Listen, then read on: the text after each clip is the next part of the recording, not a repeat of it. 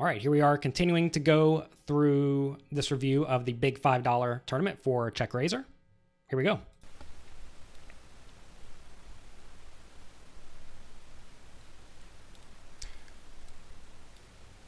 So still blind, still the blind level of 12.5 and 25k, and I'm facing just over 2x raise from cutoff. This is a guy with reggy stats, so I assume he's a reg, and we got king queen off in the small blind. I think this is a good 3-bet candidate, and I can call it off with the big blind. Once he decides to go over the top and jam, I would have to call it. I would be committed. I would have to call it off.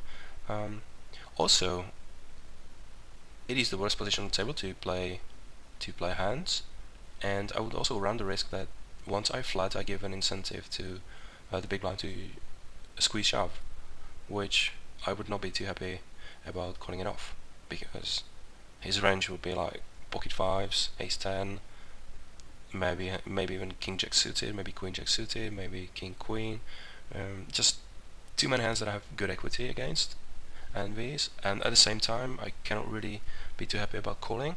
So that, I think there are two reasons to go for a 3-bet here from a small blind. Alright.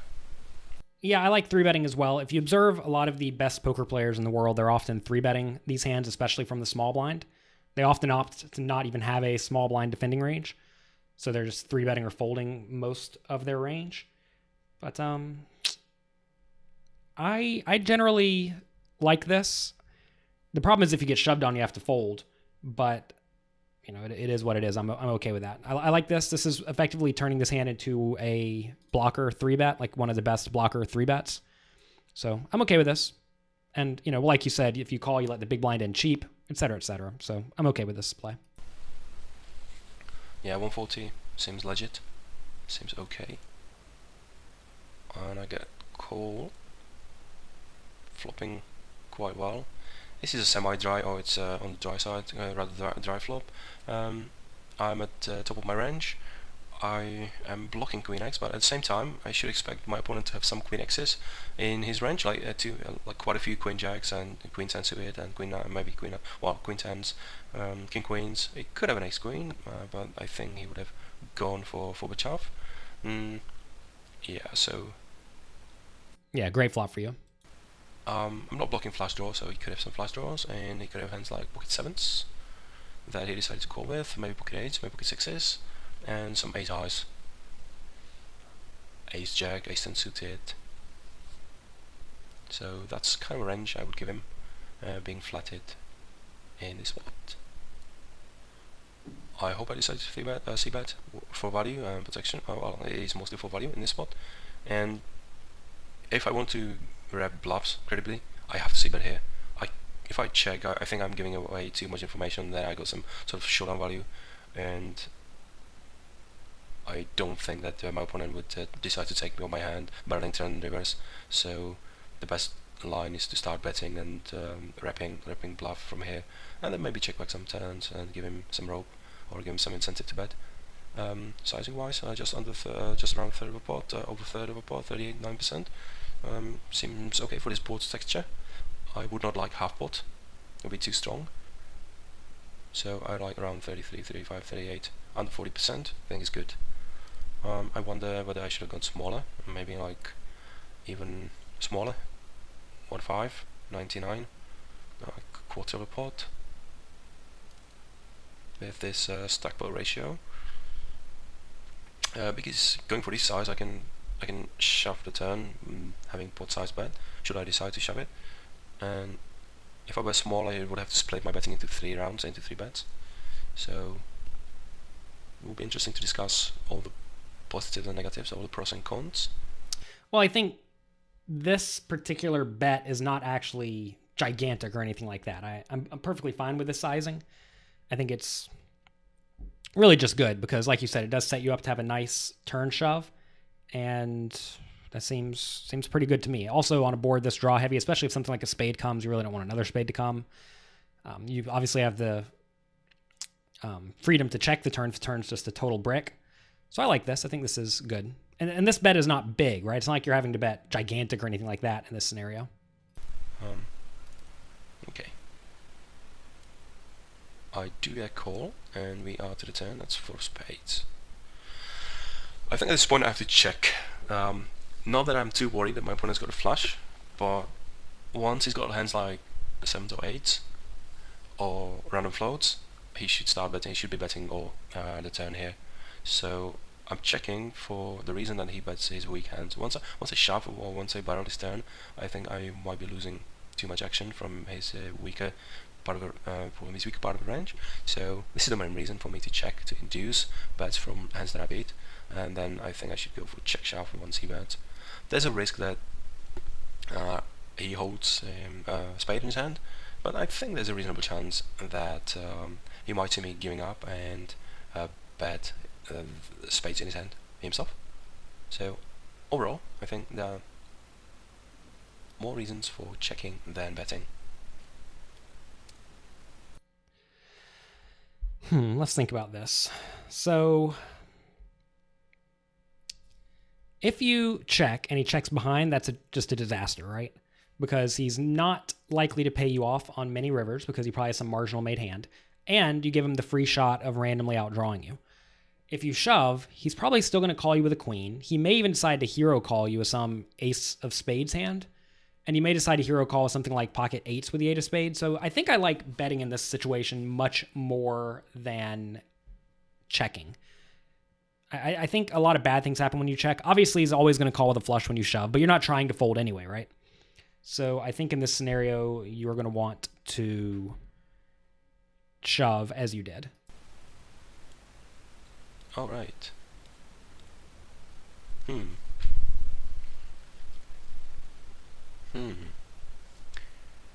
Yeah, it's about 80%, 95% of a pot size shove, and I think I remember that I decided that once I got called on the turn, there are some queen X's and that are strong enough to call the shove, and that this pot is really valuable at this stage of the tournament, being down to 3 tables, and I didn't want to lose like on a 4 spade river. Okay, let's see what you think, but in retrospect, I think I should have checked and induce. I'm just not convinced you're going to induce super wide in this spot. I guess that's what it amounts to. I think that a lot of people are going to check behind with a lot of their marginal made hands and not shove in the scenario. Whereas when you shove, I do think they will often call with at least some of those hands. Obviously, you're making pocket 8s with no spades fold, I would assume. But as you get a little bit deeper, protection does go up in value. Not that you should be too concerned with protection, but it is something to at least be aware of. I like the shove here. It's a nasty spot, but you don't really have many chips, and there are many bad rivers. So I think you do just want to go ahead and shove in this spot. Interesting hand, interesting spot. King Jack off. I think this is a very good. Well, 2 stacks behind. I was going to say that this is a good opportunity for me to 3-bet in position with king blocker and a hand that's not strong enough to call, especially with these 15, 17 big stacks, having some 15, 17, 18 big blinds, so they can easily squeeze shove. I cannot flat here, the hand is not strong enough. At the same time, I have already 3-bet these guys, so he might be inclined to 4-bet me with wider range than usual. So yeah, this is one of the spots where I would like to get clarification, whether given the history, given the previous pot, and given the stack sizes, whether it's more profitable to fold or go for like 3-bet. I would basically always 3-bet this. This hand is, again, one of the best blocker hands to be 3-betting. I mean, the previous hand you just won, right? So the guy doesn't really know that you are or are not messing around. He may feel like he got bluffed, or he may just assume that he made a good fold, right? Because he assumes you're kind of snug. So I don't really read into the previous hand that much in this scenario. So I would just 3-bet every time to probably 120k or so. So for the reasons that I just discussed, I decided to fold. Oh no, I went for 3-bet. Okay. So this is what I was discussing what I would do right now, looking at the situation and looking at the hand that was played previously, just a while ago. Sizing 1.34. Yeah, I like that. Just over 2.5x. Yeah, anywhere from 2.35, 2.4 to 2.6, I think is standard. I believe is okay. And my plan was to fold. Okay, let's see what the sizing is again. I think I'll be pretty much folding with the big blind, and it's hard to tell what my plan was in the actual hand. But it would be very hard to fold when once I got more than a third of my stack in, and would have to call off just over 200k. So I think I should have planned to call with this guy. Yeah, definitely should have called with this guy, and it's getting kind of close with this guy. Right, and I did get a fold. Still not sure whether it's the best possible play in given the meta game, given the previous hand. I'm usually not too worried about these guys yet to act. Whenever it goes raise 3-bet, these guys just cannot do too much. It's not like the guy's just going to pop it in there with ace 4 offsuit because he feels like it, right? I'm not reading too much into the previous hand, and maybe that's an error on my part, but this is just a spot where I'm just playing my ranges. I'm not really trying to adjust too incredibly much to whatever small amount of metagame is going on.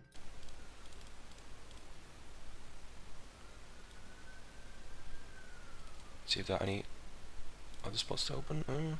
Yeah, it's got 10 bigs and 2 shove stacks, so I think they'll be going too far with opening this. Wonder what you think. Yeah, I would pretty much always fold this. With these stack sizes, I'm for sure always folding, unless these guys are really tight. And they are kind of tight, but they're not really tight. I decided to muck it pre-flop and don't open ace 8.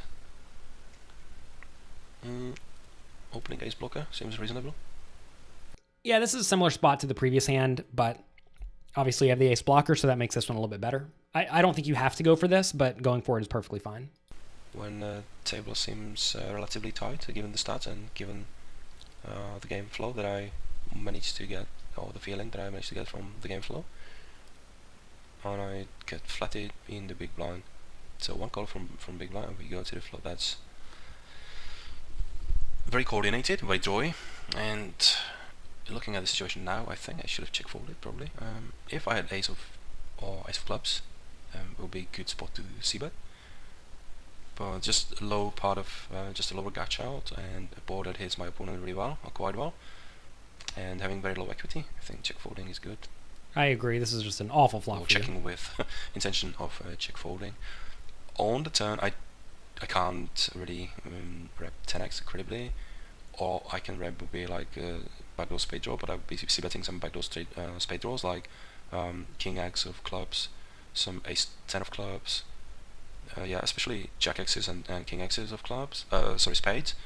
So I can't really rep any backdoors, because all the middling cards with backdoors I'll be c-betting the flop with. So I'm completely handcuffed here on this turn, I believe. Yeah, cool. Returns just 2.1x open from EP, or rather MP. When we are just 1, 2, 3, 4, 5, 6 handed.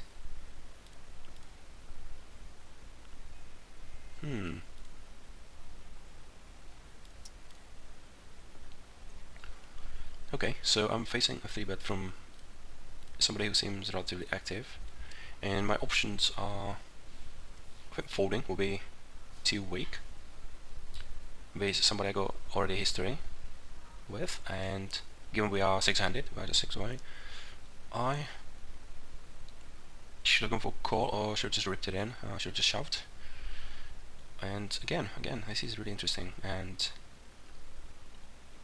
I would like to get better in these spots in deep runs, because I think this is what makes the real difference between somebody who's got the 40-50% ROI and somebody who's got 80-90% ROI, because mistakes in this stage of the tournament can be very, very costly and very expensive.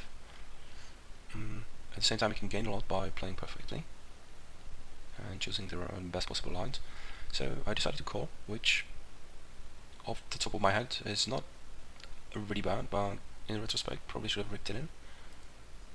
Yeah, I generally think that when this guy is this incredibly wide, and I mean has a very high 3-bet percentage and just a very high pre-flop raise and VPIP, I think I probably would have just shoved this, but I'm okay with calling it. You're in position. Your hand is obviously great, so I would not be too opposed to calling. I mean, I don't think calling is ever that bad whenever you're in position with a very strong hand and a strong range, because your opponent just cannot do too much to exploit you. So I think calling is fine, but given this guy is pretty active, I think shoving is also acceptable. Okay. I don't think either play is like a million, significantly higher ROI than the other. Yeah, because pocket tens, there are quite a few overcards that usually flop, and not the easiest hands to play post flop. I'm in position, so that's a plus, but overall not going to be easy. On this flop, I think I should just check fold. Too many hands. I don't even have a diamond, so on this flop I think it's a clear check fold. Yeah, I agree. I mean, this is just a horrible flop for you. Sorry, it's a clear fold. Good. And if I was in this game, if I did not shove, I obviously would have played it exactly the same. Didn't get involved in any war on this flop, and that's a good thing.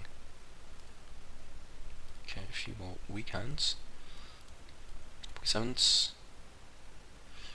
Yeah, V is an active opener, and I think it's another standard reshove spot. Yep. Too strong of a hand, I cannot really call pre-flop from small blind, and so my only option is to shove, I think. I like calling as well. That's what I like. Yeah, I like shoving here.